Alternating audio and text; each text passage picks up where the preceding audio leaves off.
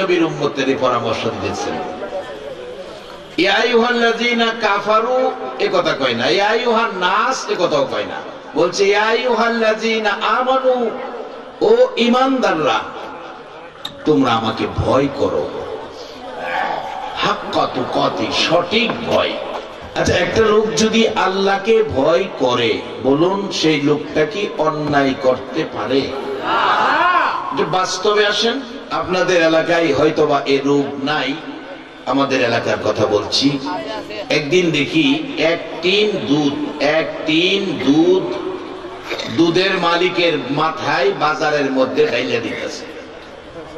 আমি জিজ্ঞাসলাম, কিরে বাবা, এই দুধ দিয়া বাজারে গোসল করাইতেছেন, লোকটার তো ভাগ্য ভালো, এত মানুষের সামনে দুধ দিয়া গোসল করাইতেছেন।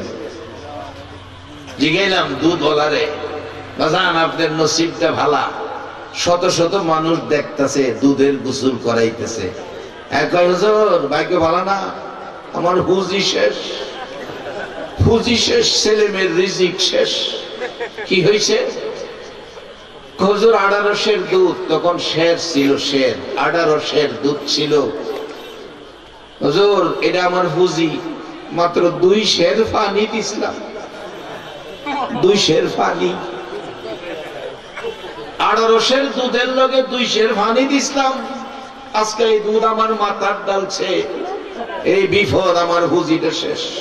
আচ্ছা, যেই ব্যক্তি আল্লাহকে ভয় করে সে কি দুধে পানি দিতে পারে? তাইলে হের পুঁজি ঠিক আছে। একজন পুঁজিওয়ালা কবরে যাবে, আল্লাহ বলছেন তাকে কবরে 3 বেলা জান্নাতের খাবার খাওয়াবে। কোরআন শরীফ, বাল আহইয়াউন ইনদা রাব্বিহিম ইরযাকুন। আর যারা আল্লাহকে ভয় করে তাদের পুরস্কার কি? বাস্তবে আসেন, ওমর ফারুক রাদিয়াল্লাহু তাআলা আনহুর জীবনী। ওমর মদিনার শাসক, রাষ্ট্রপতি, রাত্রে ঘুমায় না, রাস্তায় বাড়ি বাড়ি ঘুরে, কেউ নেই কারো ক্ষতি করে, কারো সম্পদ নষ্ট করে, কেউ নেই কাউরে কষ্ট দেয়, ঘুরে ঘুরে দেখে, কেউ নেই অন্যায় করে, কেউ নেই অপরাধ করে। রাষ্ট্রপতি বাড়ি বাড়ি ঘুরে, ঘুরতে ঘুরতে রাত্র শেষের দিকে দেখে একটা ঘরে বাতি, মানুষের লড়াচড়ি। এটা ছিল দুধের ব্যবসায়ী। আমাদের এলাকায় ওই লোকদেরকে গোয়াল বলে, গোয়াল বেটা দুধ দোহন করছে, দুধ দোয়াইছে। এদিন দুধ একটু অন্য দিনের তুলনায় কম হইছে। তার মেয়েকে বলতেছে গোয়াল বেটা, মাগো দুধ আজকে অনেক কম হইছে, একটা কাম করো, কিছু পানি দুধের মধ্যে মাইরা দেয়। গোয়াল বেড়া বাবাই বলতেছে, হযরত উমরের জীবনীর থেকে বলছি, এই কিছু পানি দুধের লগে মাইরা দাও, দুধ আজকে কম হইছে। মেয়ে বলছে, বাবা বললেন কি? উমর কি বলেন শুনেন নাই? কেউ অন্যায় অপরাধ করতে পারবে না। গোয়াল বেড়া কয়, আরে পাগলিনী মা, মেয়ে, এই শেষ রাত্রে উমর কি তোমার ঘরের কোনায় খাড়াই দিচ্ছে? উমরে কি দেখতেছে? মারো পানি। মহিলা বলছে, বাবা উমর যদি নাও দেখে, উমরের মালিক যিনি, তোমার মালিক যিনি, আমার মালিক যিনি, সেই মালিক কিন্তু দেখতেছে। বলুন এই মালিকটা কে? আরো জোরে। আল্লাহ যে কত খুশি হয় বান্দা আল্লাহ কইয়া স্বীকার করে। আল্লাহ মানব সৃষ্টির সার্থকতাই হলো মানুষ আল্লাহ কইয়া ডাক দিব। অন্তর থেকে মহব্বতে আল্লাহর আরশে যেন ধাক্কা লাগে। সবাই বলুন মালিকটা কে? ওই উমর কি ঘরের কোনায়? ওই সময় উমর ঘরের কোনায়। উমর এই মেয়েটা আল্লাহর প্রতি এত ভয়, আর এ আল্লাহর প্রতি ভয় রাখা আমাদের প্রত্যেকের দরকার আছে কিনা? কেন দরকার আছে? আল্লাহ যে আছে বান্দার অতি কাছে। কোরআন বলছে, অনাহনু আকরাবু ইলাইহি মিন হাবলিল ওয়ারিদ। বান্দারে আমি তোর ঘাড়ের সাহারগ হইতে আরো নিকটে আছি। সে আল্লাহকে ভয় করলেন। গোয়াল বেডার মেয়ে দুধে পানি দিল না, আল্লাহ দেখবে। উমর নাও দেখতে পারে, আল্লাহ দেখবে। উমর ঘরটা চিহ্নিত করে চলে গেলেন। সকালবেলা বাহিনী পাঠাইলেন, গলবেটা এই নাম্বারে ধরে নিয়ে আসো, গলবেটার মেয়েকে নিয়ে আসতে বলো। উমর এত কড়া বিচারক ছিলেন, বাঘের বিচার করার ক্ষমতা রাখতেন। যেই উমর কাগজে চিঠি দিয়া নদীর কাছে পাঠাইলে নদীর পানি চিঠি পাইয়া জোয়ার হইয়া আসতেন, সেই উমরে খবর পাঠাইলেন তাড়াতাড়ি আসতে বলো। গলবেটা কাঁপতে কাঁপতে ভয় অন্তরে লইয়া মেয়েকে নিয়ে আসতেছে। মাগো, না জানি কোন বিপদ আজকে হয়ে যায়। উমর পাশে একটা আসন রাখলেন। গলবেটা কাছে গিয়ে বলছেন, হুজুর, বেয়াদবি হইলে ক্ষমা করে দিয়েন। কোন অপরাধের দায়ে রাজ দরবারে উপস্থিত করেছেন? উমর বললেন, কথা হবে পরে, আগে আমার পাশে বসেন। পাশে বসেন। গলব্লাডারে রাষ্ট্রপতির কাছে নিয়ে বসাইলেন। ডাকতেছে, আপনার মেয়ে নিয়ে আসছেন? হ। মেয়ে কোথায়? মেয়ে পাশে আছে। ডাকতেছে, ঘরে কে আছো? এই গলব্লাডার মেয়েকে গোসল দিয়ে পোশাক পরাও, ভালো পোশাক পরাও। আমার ছেলেটা কোথায়? ছেলেকে ডাক দাও। ছেলেকে গোসল দিয়ে সাজাইয়া জামায়ানা পোশাক পরাও।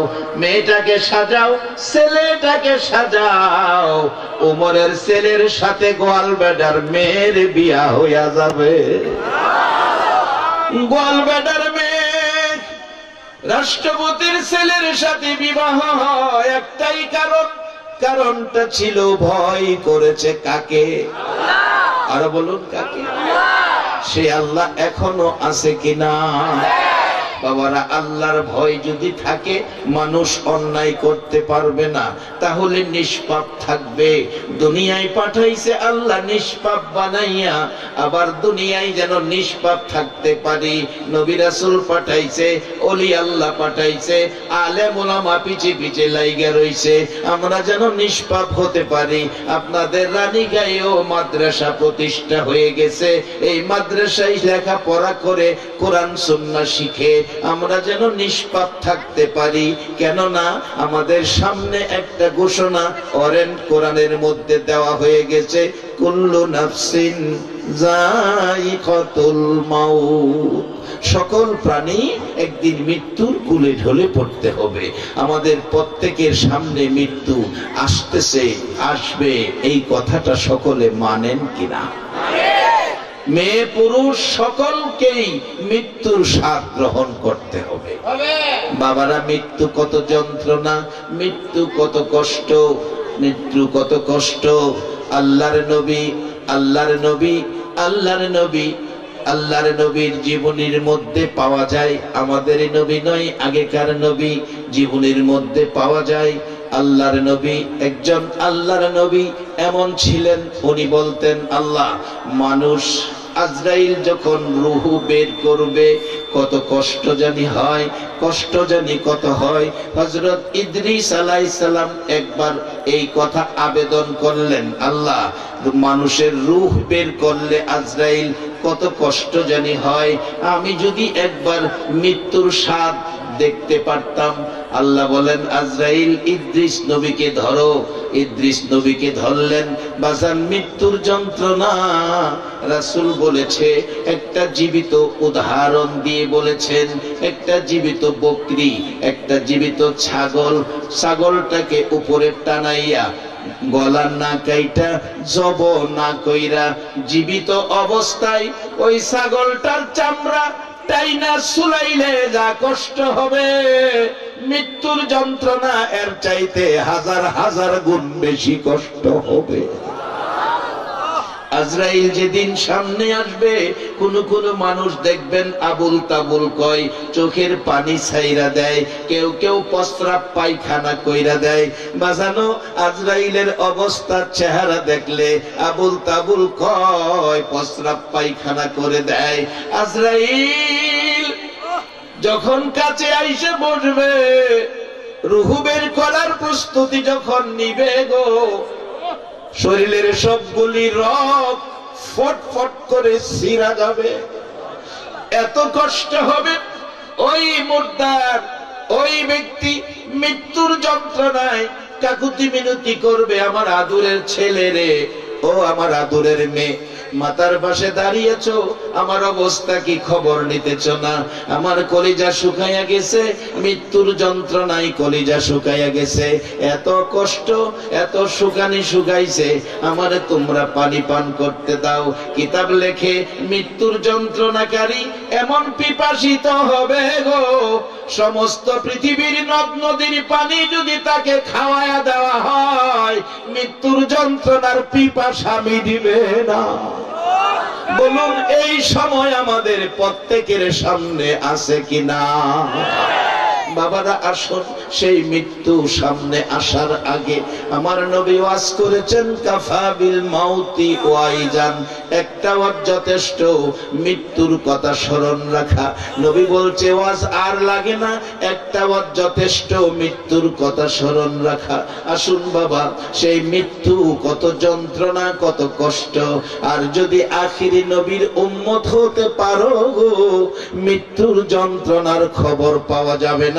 আসুন বাস্তবতায় যাই, মহব্বতে আর রহমতের আশায় আর একটু দরুদ পড়ুন। আল্লাহুম্মা সাল্লি আলা সাইয়্যিদিনা মাওলানা মুহাম্মদ ওয়া আলা আলি সাইয়্যিদিনা মাওলানা মুহাম্মদ। আল্লাহুম্মা সাল্লি সাইয়্যিদিনা মাওলানা মুহাম্মদ ওয়া আলা আলি সাইয়্যিদিনা মাওলানা বালাগাল উলা বিকামালিহি كشفت الدجى بجماله حسنت جميع خصاله صلوا عليه। বাজান ইদ্রিস আলাইহিস সালাম ডাকতেছে, আল্লাহ ধরলেন, রূহ বের করে নিলেন, অনেক দিন পর আবার রূহ ফিরিয়ে দিলেন ইদ্রিস আলাইহিস সালাম। ইদ্রিস আলাইহিস সালাম রূহ ফিরিয়ে দেওয়ার পর ডাকতেছে, আল্লাহ ও খোদা তুমি কই, আমার সহ্য হইতেছে না, আমার কলিজা এমন শুকাইছে আজরাইলের আক্রমণে, অথচ একজন নবী আজরাইল ছাড়ে নাই, এত কঠিন আঘাত করেছে। ইদ্রিস আলাইহিস সালাম বলছে, আল্লাহ এই আঘাতে আমার কলিজা এত শুকাইছে, এই পৃথিবীর পানিতে আমার কলিজা ভিজবে না, আল্লাহ তুমি দয়া করে আমাকে একটু জান্নাতি পানি খাওয়াও, আমাকে একটু জান্নাতি পানি খাওয়াও, আল্লাহ আমাকে একটু জান্নাতি পানি খাওয়াও। একজন আল্লাহর নবী ইদ্রিস আলাইহিস সালামের কথা, যদি একজন নবীর উপর এত কড়া আক্রমণ আজরাইল করে, তাহলে আমাদের অবস্থা কি হবে? জান্নাতি পানি দাও, দুনিয়ার পানিতে আমার এই আক্রমণের কলিজা শুকানো এই তৃপ্তি আসবে না। আল্লাহ বলেন ফেরেশতারা ইদ্রিসকে নিয়া একটু জান্নাতি পানি খাওয়াও। জান্নাতের পানি খাওয়াইছে, ওখানে আর বাইরে আইতেছে না, খালি ধাক্কা জান্নাতের ভিতরে যাইতো, এটা তো বারিন্দার বয়া খাওয়াইছে, ভিতরে না। ইদ্রিস আলাইহিস সালাম বারবার দরজা দিয়া ধাক্কা দেয়,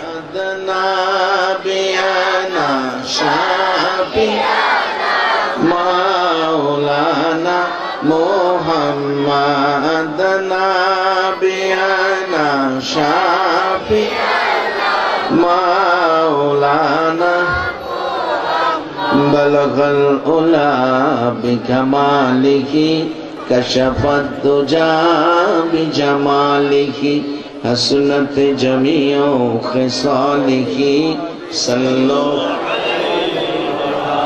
বালাগাল উলা বিকামালিহি কাশাফাত দুজা বিজামালিহি হাসনাত জামিউ খিসালিহি সাল্লু আলাইহি। বাবারা, এই কষ্টদায়ক মৃত্যু আমাদের প্রত্যেকের জীবনে আছে কিনা? মরবেন না এমন কেউ আছেন? একজনও নাই।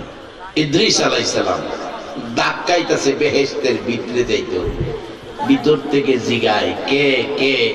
ইদ্রিস নবী কয়, আমি আল্লাহর নবী ইদ্রিস।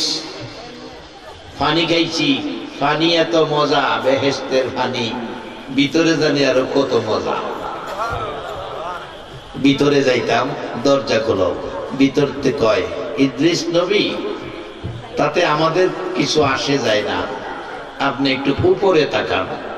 ইদ্রিস আলাইহিস সালাম উপরে তাকিয়ে দেখে দরজার উপরে লেখা, আখিরি নবী, আখিরি নবী উম্মত নিয়ে না আসা পর্যন্ত কারো জন্য বেহেশতের দরজা খোলা হবে না।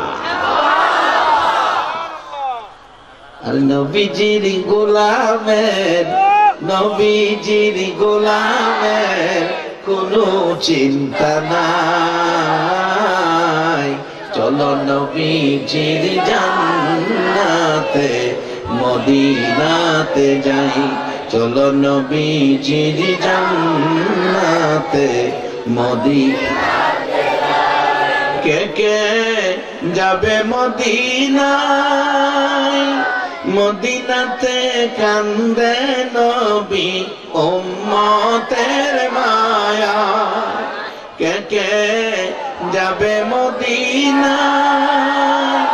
মদিনাতে কান্দে নবী উম্মতের মায়া।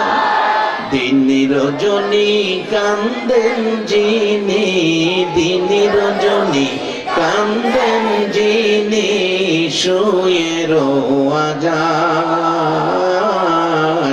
চলো নবীজির জান্নাতে মদিনাতে যাই, চলো নবীজির জান্নাতে মদিনাতে যাই। কঠিন হাসরের দিনে বেহেশতে যাবে না নবী উম্মত নবী। আল্লাহু আকবার বলো। কঠিন হাসরের দিনে বেহেশতে যাবে না নবী উম্মত নবী। মাফ করিয়ে দিবেন আল্লাহ, মাফ করিয়ে দিবেন আল্লাহ নবীর উসিলায়। চলো নবীজির জান্নাতে মদিনাতে যাই, চলো নবীজির জান্নাতে মদিনাতে যাই। ইদ্রিস নবী বলেন, উপরে তাকাইয়া দেখি সুন্দর করে লেখা, আখিরি নবী উম্মত নিয়ে না আসা পর্যন্ত কারো জন্য বেহেশতের দরজা খোলা হবে না। আমার নবী মেরাজের সফরে রজব চাঁদের 27 তারিখ যাচ্ছে, চতুর্থ আকাশে ইদ্রিস আলাইহিস সালামের সাথে দেখা। প্রশ্ন করলেন, ইদ্রিস তুমি সশরীরে জান্নাতে গেলা, নাজ নিয়ামত খাইলা, হুরবালা দেখলা, কি তোমার ভাগ্য, কি তোমার নসিব, কত তোমার সুন্দর নসিব। ইদ্রিস আলাইহিস সালাম বললেন, হুজুর যা বলেছেন সবই ঠিক আছে, কিন্তু এতটা ভাগ্য আমার ভালো হয় নাই গো নবী, যে ভাগ্য হবে গো নবী আপনার উম্মতে। হুজুর আমি বেহেশতের ভিতরে ঢোকার জন্য দরজায় ধাক্কা দিলাম, ভিতর থেকে জিজ্ঞেস করে কে? বললাম আমি আল্লাহর নবী ইদ্রিস। আমাকে বলল উপরে তাকাও, তাকাইয়া দেখি লেখা, আখিরি নবী উম্মত নিয়ে না আসা পর্যন্ত কারো জন্য বেহেশতের দরজা খোলা হবে না।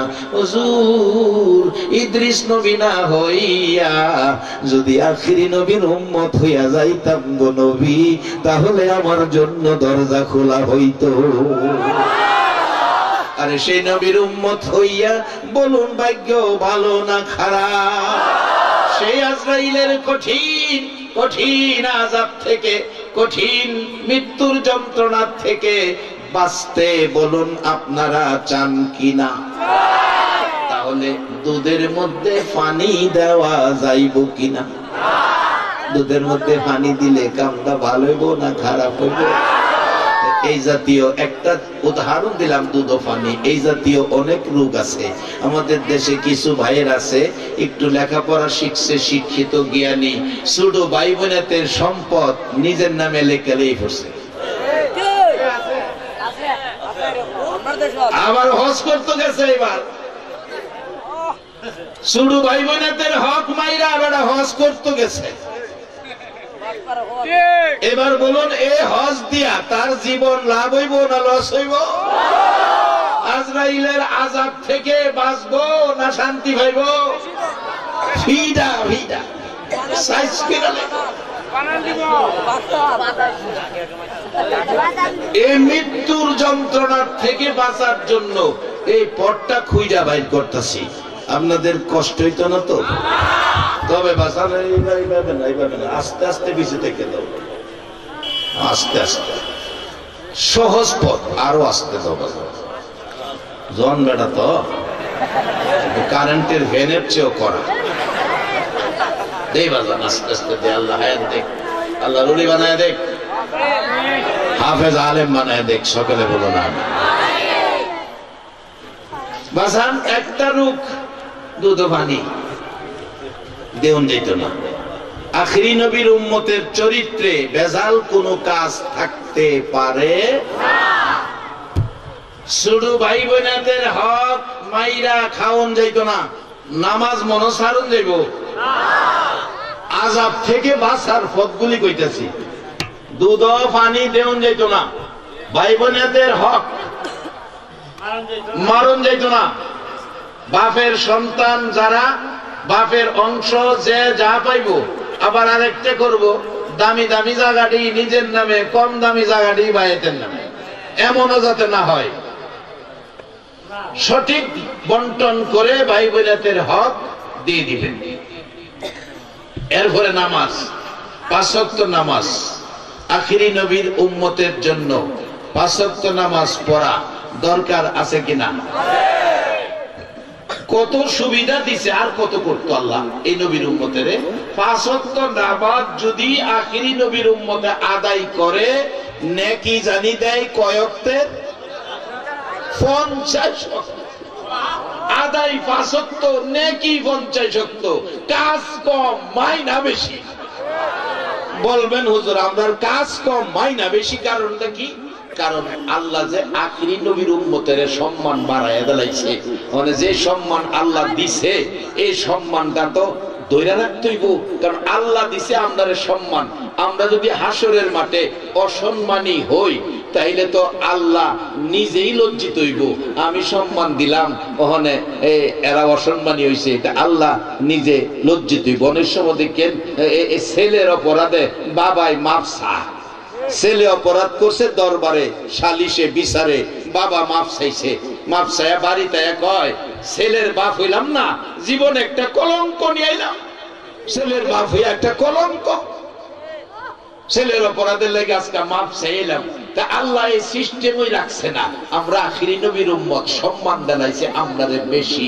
হাসরের দিন আমরা যেন সম্মানী হতে পারি, কম সময়ে নেকি যেন বেশি পাইতে পারি, এই জন্য এই সিস্টেম করছে। দেখেন কোরআন শরীফ আরেকটা আয়াত আছে, ছোট্ট শব্দ, লাইলাতুল কদরি খায়রুম মিন আলফি শাহর। রাত্র একটা, নাম কদর, নেকির বাজেট 1000 মাসের চাইতে বেশি। এইভাবে নেকির সিস্টেম দিছে যাতে হাসরের মাঠে সকল নবীর উম্মতের চাইতে আখিরি নবীর উম্মত যেন কি হয়? কি হয়? বেশি হয়, বেশি হয়। আর আল্লাহ বলবেন, ফেরেশতারা একটা রাস্তা ক্লিয়ার রাখো, আজকের এই ময়দানে আমার সম্মানী মেহমানেরা সকলের আগে বেহেশতে যাবে। ফেরেশতারা বলবে, আজকের এই মাঠে আল্লাহ আপনার ঘোষিত সম্মানী মেহমান কারা? আল্লাহ বলবেন, আমার আখিরি নবীর উম্মতেরা। সকলের আগে আখিরি নবীর উম্মত আবু বকর সিদ্দিক জান্নাতে ঢুকবে, পিছে পিছে আপনারা জান্নাতে যাবেন যাদের কাছে আছে কালিমা লা ইলাহা ইল্লাল্লাহু মুহাম্মাদুর রাসূলুল্লাহ সাল্লাল্লাহু আলাইহি ওয়াসাল্লাম। নবী বলেছে আমার কথা না, মান ক্বালা লা ইলাহা ইল্লাল্লাহু ফাদাখালাল জান্নাহ, এই কালিমা যারা পড়ছে তারা জান্নাতে যাবে। বাজান জান্নাতে যাবেন, জান্নাতে যাওয়ার একটা রাস্তা আছে কোরআন শরীফের মধ্যে। রাস্তা যদি ভুলা যান তাইলে সমস্যা হবে। রাস্তাটার নাম কোরআনের মধ্যে আছে সিরাতাল মুস্তাকিম। বলুন রাস্তাটার নাম কি? সিরাতাল মুস্তাকিম। একবারে সোজা সরল সহজ নির্ভেজাল, হিংসা বিদ্বেষ দলাদলি মারামারি কোনো কিছু নাই, সোজা একবারে কার্পেটিং রাস্তা বেহেশতে যাওয়ার জন্য। আখিরি নবীর উম্মত কোরআনে বলছে একটা আইল্যান্ডও নাই। আইল্যান্ড আছে না? আইল্যান্ডও নাই। এমনকি জান্নাতে পৌঁছার আগ পর্যন্ত একটা ট্রাফিক সিগন্যালও নাই। সরাসরি জান্নাত। যন্ত্রণা কত কঠিন, মৃত্যুর যন্ত্রণা। বেহেশতের পানি খায়া কলিজা ঠান্ডা করছে। কিন্তু আমরা যতই চিল্লাচিল্লি করি, আজরাইল রূহ যখন বাহির করবে, বেহেশতের পানি কি খাওয়া সম্ভব হবে? বাজান পাশে মেয়ে দাঁড়িয়ে আছে, বাবার মাথায় পানি দিচ্ছে। বাবা সেই সময় বলতে থাকে আমরা শুনি না, পানি দিস না রে, আমার শরীরের মধ্যে একটা রগও আজরাইল রাখে নাই, তাই না সব ছিঁড়ে ফেলেছে। রূহ বের করতে যাইয়া আজরাইল আমার এমন কঠিন কঠিন সিস্টেম চালু করেছে, এমন কঠিন মেশিনাস্ত্র ব্যবহার করেছে রূহটাকে বের করে আনার জন্য। আমার কলিজা এমন পিপাসিত হয়েছে রে, সারা পৃথিবীর পানি খাওয়াইলেও এই কষ্ট দূর হবে না, এই কষ্ট দূর হবে না। তাই কোরআন শরীফে আমার আল্লাহর পরামর্শ, তোমরা আমাকে ভয় করো যেরূপ ভয় করা উচিত।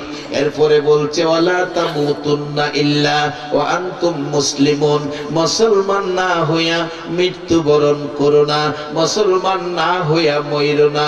মুসলমান না হইয়া যদি মৃত্যুবরণ করো তাহলে এই আযাব আমাদের ভোগ করতে হবে। বাবা মৃত্যুর যন্ত্রণা, আসুন সামনে যাই। মৃত্যুর যন্ত্রণার থেকে বাঁচার জন্য একটা পথ আমাদের জন্য রয়ে গেছেন। আমার আল্লাহ কোরআন শরীফে, হাদিস শরীফে নবীজি পরামর্শ দিয়েছেন এই যন্ত্রণার থেকে বাঁচার জন্য। বাবারা কিভাবে বাঁচবেন? আসুন আগে বাড়ি। আখিরি নবীর উম্মত মৃত্যুর যন্ত্রণার থেকে বাঁচার জন্য বলুন, মৃত্যুর যন্ত্রণার থেকে বাঁচার জন্য 5 ওয়াক্ত নামাজ পড়া দরকার আছে কিনা? বাজান আরেকটা অভ্যাস আছে, এটা ছাইরা দিতেইব। বাবা আধা কানি জমি বিক্রি করে পোলাডারে বিদেশ পাঠাইব। বাবা আধা কানি জমি বিক্রি করছে, মার এক বুড়ি স্বর্ণ বিক্রি করে ছেলেটাকে বিদেশ পাঠাইব। ছেলেটা যাওয়ার সময় বাবার জমি বিক্রি করলো, মা অলংকার বেচলো। যাওয়ার সময় ছেলে বিবির নামে অ্যাকাউন্ট কইরা বিদেশ গেল।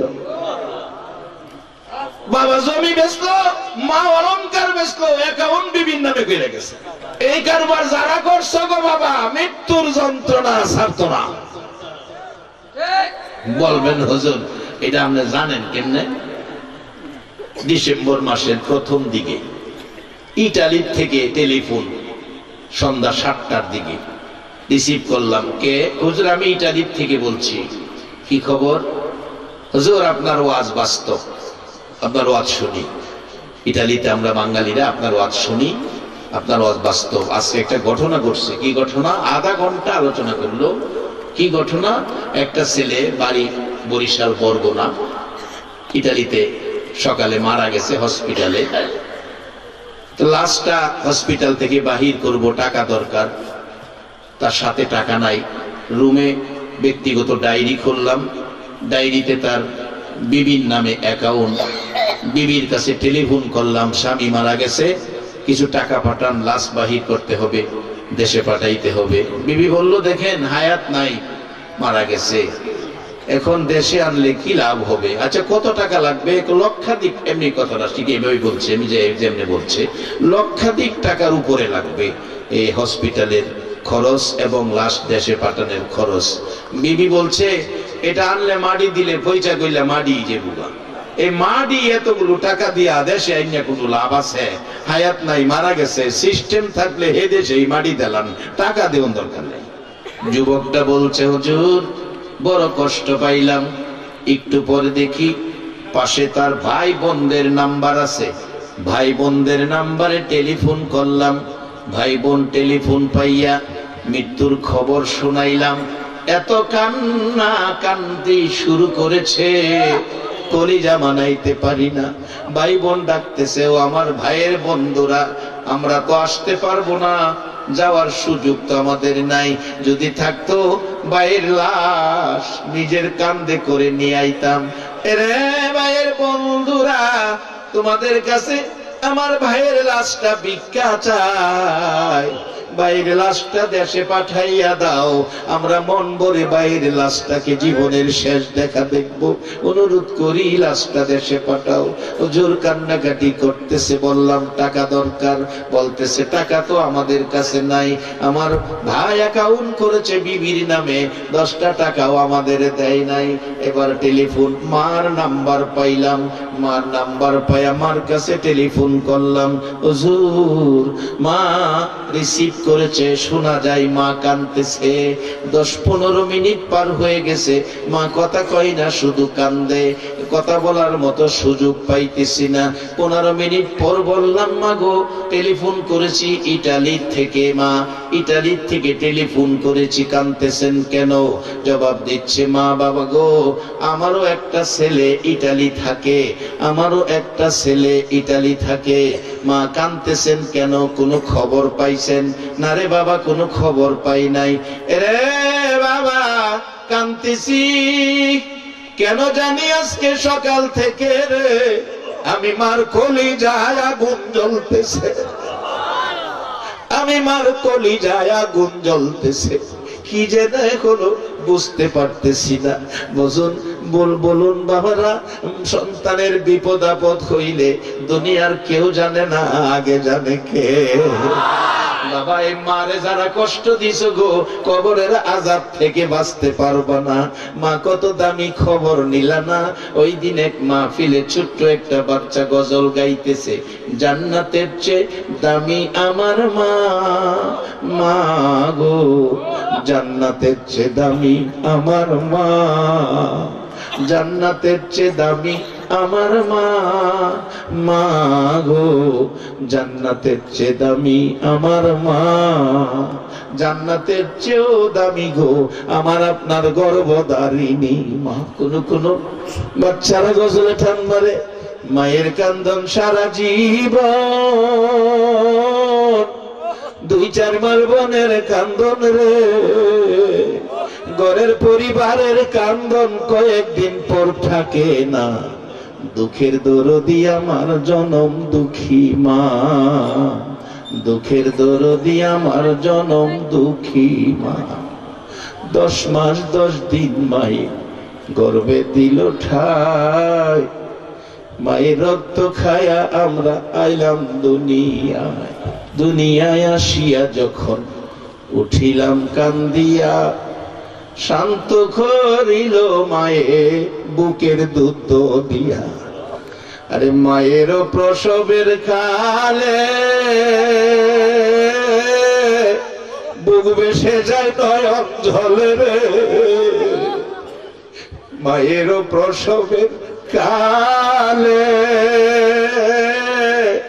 বুক বেসে যায় নয়ন জলে রে। মা সন্তানের লইয়া বুকে বুলে প্রসব যন্ত্রণা, দুঃখের দরদি আমার জনম দুঃখী মা, দুঃখের দরদি আমার জনম দুঃখী মা। রে বাবারা ভাইরা, এ মা বাবারে যদি কেউ কষ্ট দিয়ে থাকো গো, আজরাইল তোমার ছাড়বে না। আমার নবী এই কষ্ট ব্যথা যন্ত্রণার খবর দুনিয়ার জমিনে পাইয়া আমার নবী কাঁদতেন, মাবুদ রে আমার উম্মত আজরাইলের যন্ত্রণা কেমনে সইব।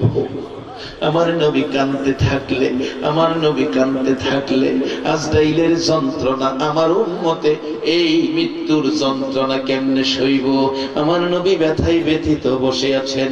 ডাক দিলেন হযরতে জিবরাইল আলাইহিস সালাম, ইয়া রাসূলুল্লাহ আপনার উম্মতের জন্য একটা খবর নিয়ে আসছি, আপনার উম্মতের জন্য একটা খবর নিয়ে আসছি। হুজুর আপনার উম্মতের জন্য। আমার নবী নিজের জন্য নয়, উম্মতের কোনো খবর পাইলে গো এতিম নবী খুশি হইয়া যায়। জিবরাইল কি খবর বলবি বল। হুজুর আমি জিবরাইল কথা দিয়ে গেলাম, আপনার যে উম্মত আপনার প্রতি 10 বার দুরূদ শরীফ প্রত্যেক দিন পড়বে, আপনার মহব্বতে আপনার যে উম্মত 10 বার প্রত্যেক দিন দুরূদ শরীফ পড়বে, আমি জিবরাইল কথা দিলাম হাতে ধরে গো আপনার উম্মতের ফুল সিরাতের ফুল টান দিয়া পার কইরা দিব। এবার আসলেন মিকাইল, হুজুর আমি একটা খবর শোনাবো। কি খবর শোনাবে রে মিকাইল? হুজুর আমি মিকাইল আপনার যে উম্মত 10 বার আপনার প্রতি দুরূদ শরীফ পড়বে, আমি মিকাইল 1 গ্লাস পানি পান করাবো, হাসরের মাঠে 50,000 বছর পিপাসা লাগবে না। আমার নবী খুশি। এবার আজরাইল আর ইসরাফিল বাকি। জিবরাইল খুশি করলো আমার নবীকে, ইসরাফিল আসতেছে। মিকাইল খুশি করলো আমার নবীকে। ইসরাফিল আইসা ডাকে, হুজুর আমি আমি আমি ইসরাফিল, আমি ইসরাফিল একটা কথা আপনাকে বলতে চাই। কি কথা রে ইসরাফিল? হুজুর আমি ইসরাফিল হাসরের মাঠে সেজদায় পড়ে যাব। আপনার যে উম্মত আপনার প্রতি প্রত্যেকদিন 10 বার দুরূদ শরীফ পড়ছে, ওই উম্মতকে মাফ না দেওয়া পর্যন্ত আমি ইসরাফিল সেজদা থেকে মাথা উঠাবো না। আমার নবী বললেন খুশি হলাম। এবার আসছে সকলের শেষে আজরাইল, যাকে দেখলে প্রস্রাব পায়খানা কইরা দেয়। দেখবেন সাকরাত মৃত্যু শুরু হয়েছে, কোন কোন ব্যক্তি প্রস্রাব পায়খানা করে দিছে। প্রস্রাব পায়খানা এমনি করে না বাজার, আজরাইলের সুরত দেখে করে। আবুল তাবুল কইতাছে, চোখে পানি আইতাছে ওই আজরাইলের সুরত দেখে। বলুন এ আজরাইল একদিন সাক্ষাৎ করবে কিনা? কোরআন বলছে ইজা জা আজালুহুম লা ইস্তাখিরুনা সাআতাও ওয়া লা ইস্তাকদিমুন। সময় মতো আজরাইল সাক্ষাৎ করবেই, কাউকে খাতির করে না। বাজান আজরাইল আইছে, আমার নবী ডাকে, আজরাইল কি খবর দিবি রে? তোকে দেখলে আমার উম্মতের কথা মনে হইয়া যায়। আজরাইল বলছে, হুজুর আমি আজরাইল একটা খবর দিতে আসছি। কি খবর? আপনার যে উম্মত আপনার প্রতি 10 বার দুরূদ শরীফ পড়বে গো নবী, আপনার প্রতি 10 বার দুরূদ শরীফ পড়বে গো নবী, আপনার সেই উম্মতের রূহু আমি আজরাইল এমন ভাবে কবজ করে নিব গো ও নবীজি, আমি এমন ভাবে কবজ করে নিব। আজরাইল ছোট্ট একটা কাগজ হাতের মধ্যে লইয়া দেখাইতেছিলেন, হুজুর এই কাগজটা হাতের মধ্যে রাখলে হাতের কোনো কষ্ট হবে? আজরাইল কষ্ট হবে নি জিজ্ঞেস করতেছেন। আমার নবী বলেন না এটার কি কষ্ট, এটা তো চাপ না, ওজন না, ভারী না। আমার নবীকে সান্ত্বনা দেওয়ার জন্য যুক্তি সহকারে আজরাইল বুঝাইতেছেন, হুজুর আগুন হাতটা যেমন, কাগজটা যেমন হাতের উপর রাখলে হাতের কোনো কষ্ট হয় না, আমি আজরাইল আপনার প্রতি 10 বার দুরূদ পড়নেওয়ালার রূহু এমন ভাবে বাহির করব যেন কাগজটা যেন হাতের মধ্যে রাখলাম কষ্ট হলো না। হুজুর আরো সহজে বুঝাইয়া দেই গো, মা বাচ্চাকে ঘুম পাড়াইতে যাইয়া মা যেন স্তনের দুধ খাওয়ায়, দুধ খাইতে খাইতে মার কোলে বাচ্চা ঘুমাইয়া যায়, বাচ্চার মুখ থেকে মার স্তন বাহির করে নিয়ে আসে, মা স্তন ঘুমন্ত বাচ্চার মুখ থেকে বাহির করে নিয়ে আসে। ও আল্লাহর হাবিব কাঁদবেন না, কাঁদবেন না, কাঁদবেন না গো নবী, কাঁদবেন না। আমার নবী উম্মতের মায়ায় চোখের পানি বন্ধ হয় না। আম্মা জান আয়েশা সিদ্দিকা বলেন, পৃথিবীর মানুষেরা রে, যতদিন নবী আমার হুজরায় এসে ঘুমাইতেন, একটু সময় ঘুমাইয়া বাকি সময় আমার নবী কাঁদতেন। এমন একটা রাত্র নাই রে যে রাত্রে নবী উম্মতের মায়ায় কাঁদে না। হুজুর, আমি আজরাইল বলে গেলাম, বাচ্চা মার কোলে মার স্তনের দুধ খাইতে খাইতে বাচ্চাটা যখন ঘুমায়া যায়, মা বাচ্চার মুখ থেকে স্তন বাহির করে নিয়ে আসে। বাচ্চা যেমন খবর পায় না, ঘুমিয়ে থাকে। হুজুর, আল্লাহর কসম করে বলি, আপনার উম্মত যারা হবে গো নবীজি, আপনার উম্মত যারা হবে গো, আমি এমনি করে আপনার উম্মতের রূহটা বের করে নিয়ে আসবো, যেমন করে মার স্তন মা বাচ্চার মুখ থেকে বের করে খবর পায় না, এমন করে বাহির করে আনবো, আপনার উম্মত খবর পাবে না। এখন সেই নবীর উম্মত হওয়া বলুন আমাদের দরকার আছে কিনা? বাবার আসুন, দরকার যদি থাকে, যে রূপগুলি আপনাদের সামনে তুলে ধরলাম, এই রূপ থেকে নিজেকে বাঁচাইতে হবে। বাজান, নামাজ পড়ে টুপি লাগাইয়া রাস্তা দেখাইতা চার দোকানে বসে আড্ডা করতেছেন, বেহেশত যাইবেন গা? বাজান, এত সহজ না। বেহেশতে যাইতে গেলে আখিরি নবীর উম্মতের পরিচয় দিতে হবে।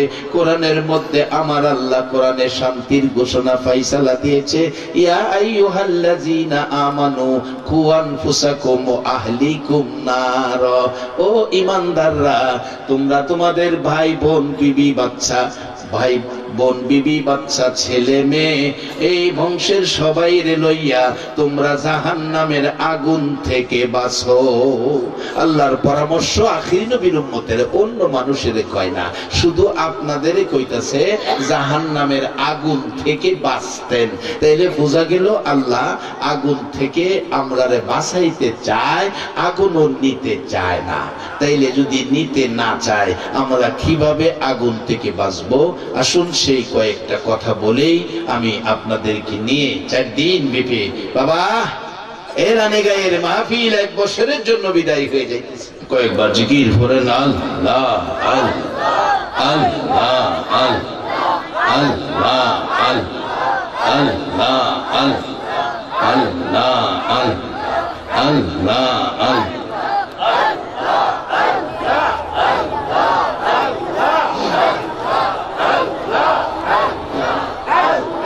লা ইলাহা ইল্লাল্লাহু মুহাম্মাদুর রাসূলুল্লাহ সাল্লাল্লাহু আলাইহি ওয়াসাল্লাম। বাবা রাসূল, এবার মৃত্যুর যন্ত্রণা কার হবে কার হবে না?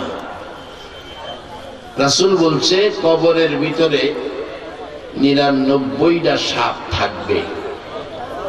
আবার আল্লাহ বলছে কবরের মধ্যে 3 বেলা খাওনের ব্যবস্থা থাকবে। এখন একটা সাপের ঘর আর একটা খাবারের ঘর, 2টা ঘর কবর। এখন আপনারা কোন ঘরে যাইতে চান দেখি? খাবারের ঘরে না সাপের ঘরে? তবে আজরাইল নবীর সাথে কথা দিছে, এই নবীর উম্মতের কষ্ট দিবে না। যেমন নবীর উম্মত দুনিয়ার থেকে বিদায়, যেমন বাচ্চাটা মার কোলে দুধ খাইয়া ঘুমাইছে, মা রান্না করতে ঘরে নিয়ে শোয়াইয়া দিছে। দাদি কয় এই বিছাইছে এন ফ্যান নাই, দাদি এই বিছনাতে আরেক বিছনাত ফ্যানের নিচে নিয়ে শোয়াইছে, বাচ্চার খবর নাই। একটা মানুষ আখিরি নবীর উম্মত মৃত্যুবরণ করছে, এর ঘর থেকে 4 জনে ধরে বাহির করছে, গোসল করাইছে, গোসল শেষে কাফন পরাইছে, জানাজা দিছে, কবরে নামাইয়া সব চলে গেছে। মুনকির নকির আইসা ডাকতেছে জবাব সওয়াল করার জন্য। 2 জন ফেরেশতা দেখে ওই লোকটা কবরে বলবে, ভাই আপনারা কে? প্রত্যেকে কবরে এই সময়টা দেখবেন, রাত্রে মাটি দেখ আর দিনের 10টাই মাটি দেখ। মাগরিবের সময় আইতাছে, আসরের সময় যাইতাছে, এই মাঝামাঝি সময়টা প্রত্যেকে কবরে দেখবেন। আপনি বলবেন, ভাই আপনারা কে? কে আপনারা? প্রশ্ন করবেন। নামাজের সময়টা যাইতেছে গা, আমার একটু পানির ব্যবস্থা করে দেন, আমি উযু করে নামাজটা পড়ি, তারপরে আপনাদের সাথে কথা বলবো। ফেরেশতারা একজন আরেকজনের দিকে তাকায়া বলবো, এই লোকটা কই আইছে, খবর নাই। জিজ্ঞাসা, ভাই আপনি এখন কোথায় আছেন জানেন? আখিরি নবীর উম্মত কইব, না আমি তো জানি না, এটা অচেনা জায়গা, আমি জীবনে আর জায়গাটা দেখি নাই, কই আইলাম? ভাই আপনি তো কবরে আইছেন। তো কবরে আইলাম, আমি তো খবরই পাই নাই। আখিরি নবীর উম্মত কইব, আমার তো খবরই নাই, আমি কোনো টেরই পাই নাই। ঠিক আছে, আমারে পানি দেন, উযু করে নামাজ পড়ে আপনার সাথে কথা বলি। ফেরেশতারা বলবে, কবরে আর নামাজ নাই, দুনিয়ায় নামাজ পড়ছেন, দুনিয়ার আমলের অভ্যাসটা কবরে নিয়ে আইছেন। আল্লাহ বলবেন, কবরে যে নামাজের পানি চাইছে এর প্রশ্ন কি করবে? শেষ প্রশ্ন আদায়, পানি চাওয়ার মধ্যে প্রশ্ন আদায়। বাবারা, সেই দিন হিসাব করে আমাদের চলতে হবে। যদি সেই দিন হিসাব করে চলতে পারেন, তাহলে কবরের মধ্যে কি ফাইসালা হবে? মৃত্যুর যন্ত্রণা কাছে আসবে না। যার বাস্তব ছোট্ট একটি ঘটনা বলছি, বাজান, এটা মক্কার ঘটনা, আরবের ঘটনা, মক্কার ঘটনা। নবীজির একজন সাহাবী ছিলেন, যার নাম আসওয়াদ, কালো সাহাবী। নবীজি একজন ডাকলেন, আসওয়াদ এদিকে আসো। তুমি বিয়ে করছো? না হুজুর। বিয়ে করবে? হুজুর আমি কালো, কেউ পছন্দ করে না। রাসূল বলেন, আমি তোমার বিয়ের ব্যবস্থা করতেছি। ডাকতেছেন, চিঠি লিখলেন, যাও চিঠি দিয়ে দিলাম, মদিনার বড় বাড়ির মালিকের মেয়েটার সাথে তোমার বিয়ে হবে, সুন্দরী মেয়ে। কিতাব লেখে, এত সুন্দর ছিল মেয়েটা, মদিনার লোকেরা তাকে মদিনার হুর বলে ডাকতো, হুরে মদিনা। বসলেন, আসসালামু আলাইকুম চাচা। ওয়ালাইকুম সালাম ভাতিজা। এই যে চিঠি নবী পাঠাইছে, খুলে দেখে লেখা, তোমার সুন্দরী মেয়েটাকে আমার কালো সাহাবীর কাছে বিয়ে দিয়ে দাও, ইতি রাহমাতাল লিল আলামিন। সাহাবী বললেন, নবী পাঠাইছে, ফিরিয়ে দেওয়া যাবে না। কোরআন বলেছে, ওমাইয়িতির রাসূলা ফাকাদ আতা আল্লাহ। একবার বলুন আল্লাহু আকবার। আমার আল্লাহ বলেছে, পৃথিবীর মানুষের, আরে আমার নবীর কথা মানো, নবীর কথা মানো। বাজার, নবীর কথা মানলে লাভ হয় না লস হয়। একই মহল্লায় জন্ম, নবীর কথা মানছে আবু বকর, মানে নাই আবু জাহেল। বলুন, আবু জাহেলের দাম আর আবু বকরের দাম এক দাম হবে কিনা? বাজান, মানলে কি লাভ হয়, এটাই হবে শেষ কথা। এবার নবীজি বললেন, যাও, এই চিঠি নিয়ে যাও। আসওয়াতের চিঠি পাইয়া মদিনার বড় বাড়ির মালিক, সুন্দরী মেয়ের বাবা বলতেছেন, ছেলেটা কালো, মেয়েটা সুন্দর, মেয়েটা আমার মাইনা নেই কিনা। ডাকতেছে, আসওয়াত, নবীর চিঠি অমান্য করা যাবে না। আল্লাহ বলেছে নবীর কথা মানার জন্য। ও আসওয়াত, আমি মেয়ের সাথে পরামর্শ করব, তুমি এখন যাও। আসওয়াদ ঘর থেকে বাহির হইয়া মাথা চুলকায় আর ডাকে, ইয়া রাসূলুল্লাহ, বলছিলাম আমারে পছন্দ করবে না।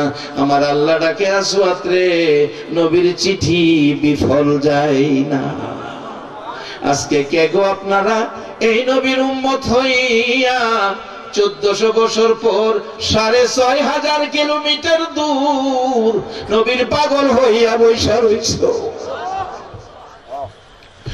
ও মদিনার নবী, এই পাগল গুলো যদি একটা নজর আপনারা দেখতো গো, তারা যায়েদ ইবনে হারেসার মতো হইয়া যাইত। ডাকতেছে,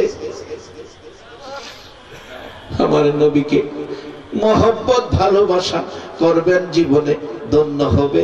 আজরাইল সালাম দিবে, অনুমতি নিবে রূহ বের করার জন্য, একটু কষ্ট আপনার হবে না। ডাকতেছে আজরাইল এই কষ্ট থেকে নবীর উম্মত বাঁচার জন্য ফত করে দিয়ে গেলেন নবী। এই ফত করে দিয়ে গেলেন নবী। আমার নবী জীবনে নিজের জন্য কিছু চাইলেন না, যা চাইলেন নবী উম্মতের জন্য চাইলেন। সকলে বলুন মারহাবা। আজকে সেই নবীর উম্মত হইয়া বলুন, আমাদের লাভ হলো না লস হলো? এবার ডাকতেছে আসওয়াদ, আল্লাহ গো আর পারবো না, চলে যায়।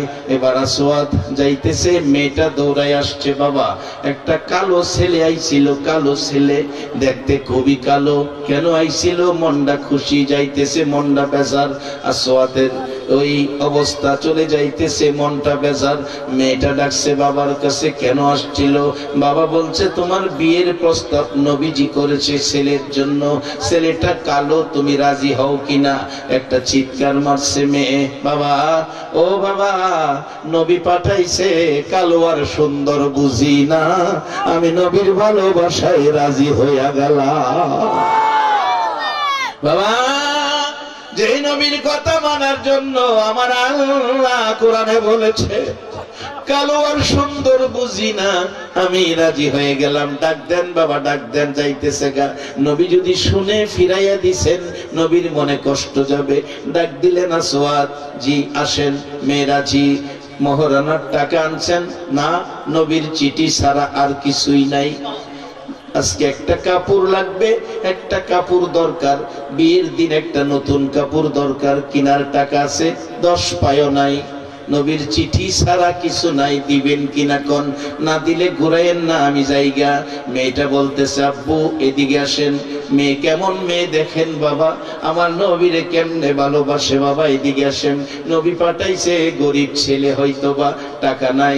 বাবা আপনি ধনী মানুষ, কিছু টাকা ছেলেটাকে দেন, মহারানার টাকা দেওয়ার জন্য, একটা কাপড় কেনার জন্য। বাজান যৌতুক না, যৌতুক না, বলুন যৌতুক হালাল না হারাম? যৌতুক, যৌতুক, যৌতুক। মেয়ের বাবার কাছ থেকে কৌশল করে 10টা টাকা যদি কোনো ছেলের বাবা নিয়ে থাকে, তুমি কাজটা করেছো হারাম। নবী যেই কাজকে হারাম বলেছে, সেই কাজ করে নবীর সুপারিশের আশা করতে পারো না। বাবা, সাহায্য, যৌতুক না, সাহায্য, যৌতুক না, সাহায্য। কিছু টাকা দিলেন মহারানা আর কাপড়ের জন্য। আসওয়াদ দৌড় দিলেন মদিনার মার্কেটে মার্কেটিং করার জন্য। কাপড়ের দোকানে ঢুকলেন, এদিক দিয়ে পিছনে কে যেন পাগলের মতো কান্দে, এতিমের মতো কান্দে আর দৌড়াই। মদিনার দোকানদারেরা রে, আর দোকানদারি করিস না, দোকান বন্ধ কর। ও মদিনার যুবকেরা, তরুণেরা, খেলার মাঠে যাইস না, খবর পাইছস নি? আল্লাহর বন্ধু যুদ্ধের ময়দানে রওনা হইয়া গেছে। সেদিন মদিনার যুবকেরা, সেদিন মদিনার দোকানদারেরা, আজকের অবস্থায় বোঝা যায় সেই দিনটা যদি আমরা পাইতাম গো। নবী যুদ্ধে গেছে, ডাক দিলে বলুন আমরা নবীর পক্ষে যাইতে রাজি আছি কিনা?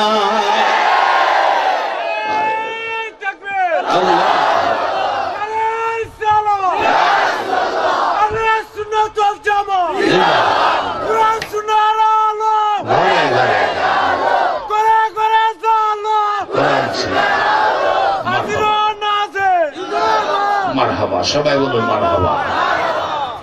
বাবারা, ভাইয়েরা, আমার নবী এত ভালোবাসেন। সাহাবীরা দৌড়াইয়া যাইতেছে। আসওয়াদ নিজেকে নিজে প্রশ্ন করে, এ আসওয়াদ, বিয়ের বাজারের টাকা হাতে, নবী বলে যুদ্ধে যাই, বল বিয়ের বাজার করবি না নবীর পক্ষে যাবি? নিজেকে নিজে প্রশ্ন করলেন। এবার নবীর পাগল কারা গো প্রমাণ হয়ে গেল। ডাকতেছে আসওয়াদ, নিজেকে প্রশ্ন করলে ফাইসালা দিলেন না, বিয়ের বাজার করব না। আমার নবী যুদ্ধে যায়, আমি বিয়ে করতে যাব, এটা হয় না। আরে নবীর প্রেমের পাগল যারা, প্রেম খেলা খেলে, এই রে নবীর প্রেমের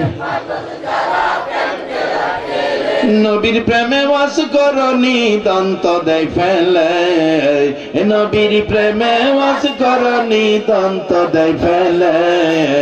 নবীর প্রেমের পাগল যারা, প্রেম খেলা খেলে, এই রে নবীর প্রেমের পাগল যারা। আমার নবীর পাগল আসওয়াদ আর কাপড় কিনলেন না, একটা তরবারি কিনা, চোখের পানি ছেড়ে ছেড়ে নবীর পিছে পিছে রওনা হয়ে গেলেন। যে যুদ্ধে 70 জন সাহাবা শহীদ হয়েছে। বাজান জর্দান মাহফিলে যাইয়া দেখি, জর্দান আরব ভূমি মাহফিলে যাইয়া দেখি বাজান মুতা যুদ্ধের ময়দানটা জর্দানে, মুতা যুদ্ধের ময়দানটা জর্দানে। নবীজির পালিত পুত্র যায়েদ ইবনে হারেসা, নবীজির পালিত পুত্র যায়েদ ইবনে হারেসা, জাফর ইবনে আবু তালিবের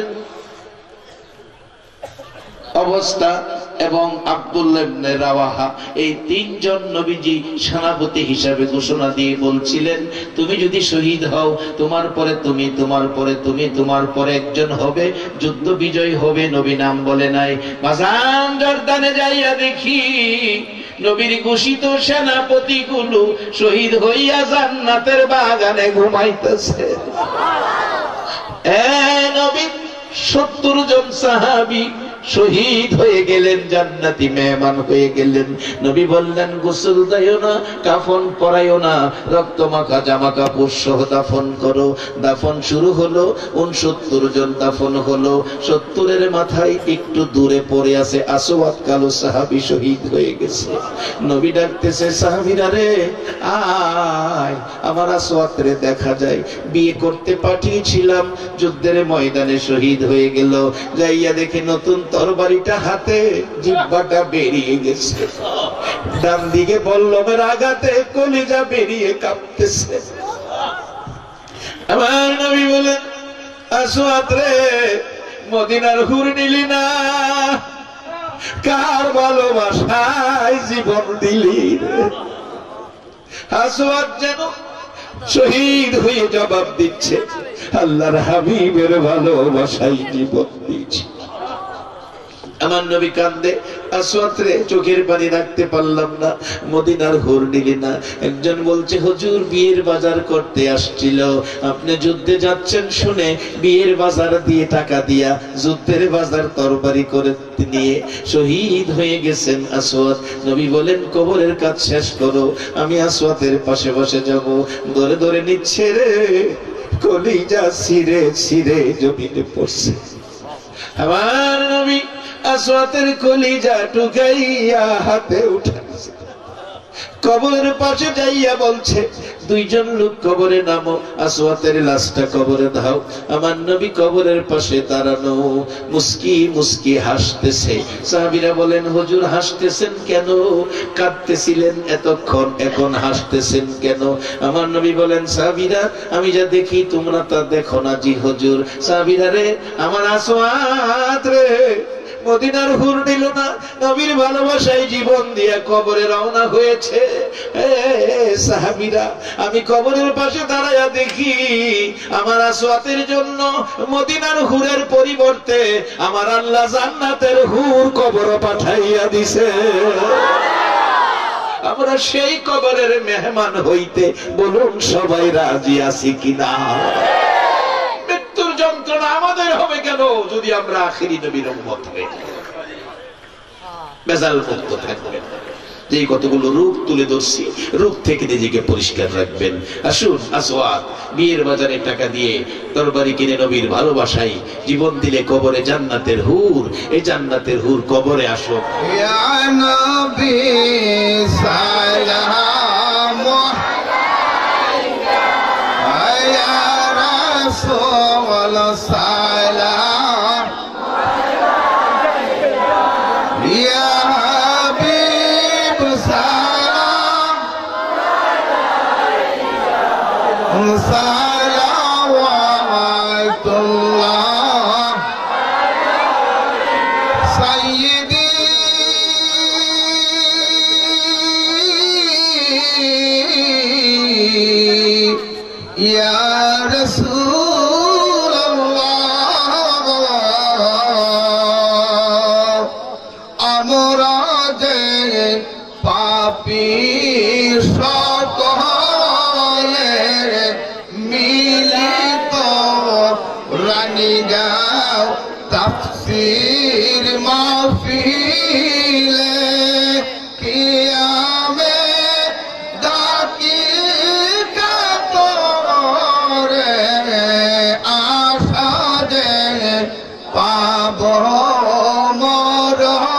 बोले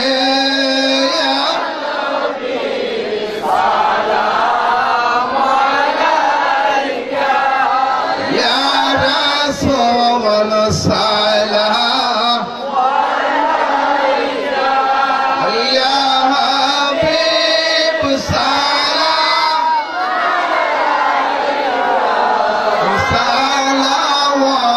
सलावतुल्लाह सय्यदी या रसूल अल्लाह या हबीब अल्लाह मौसम है बज में